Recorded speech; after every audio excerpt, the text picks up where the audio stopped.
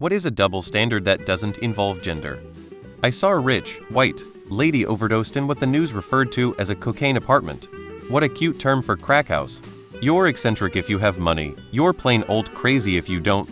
If you have many jobs and interests and are poor, you lack focus. If one of those things makes you rich, you suddenly become a multifaceted entrepreneur. If you day drink while you're rich, it's seen as elegant and classy. If you day drink while you're poor, then it's trashy.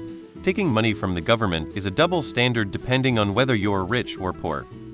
If someone popular is goofy, it's fun and quirky, but if someone unpopular does the same thing, they are weird and it's unacceptable. This guy I work with does the exact same job as me, will get to leave early because he's related to the owner. I don't because I'm not. Getting free stuff from the government is seen as trashy and greedy if you're poor, but classy and smart if you're rich.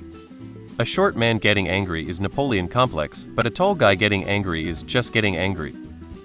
Employee has to be on time and do their work. Management fucks off hunting, fishing, and dumps their work on employees. Luckily it does not involve my department, so I just get to watch the clown show. When the F your feelings folk get triggered by literally everything. A rich man with a garden growing his own vegetables or chickens is looked on as having a rewarding hobby. A poor man growing his own vegetables or chickens is looked at as being just a poor man. Is that what the OP means? When you speak a different language from a country that is seen as less desirable, like speaking Russian vs speaking a language from a more desirable country like speaking French. Same as being immigrant equals from a poor country and expat equals first world country.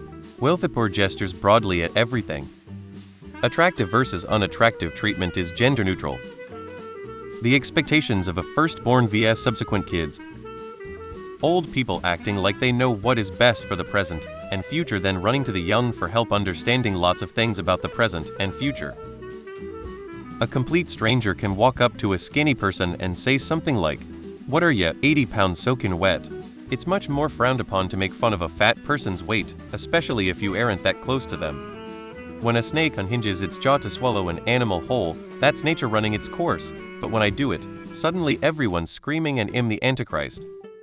I hope this double standard is on its way out, but any educator or employer that has rules about hairstyles that affect black people disproportionately.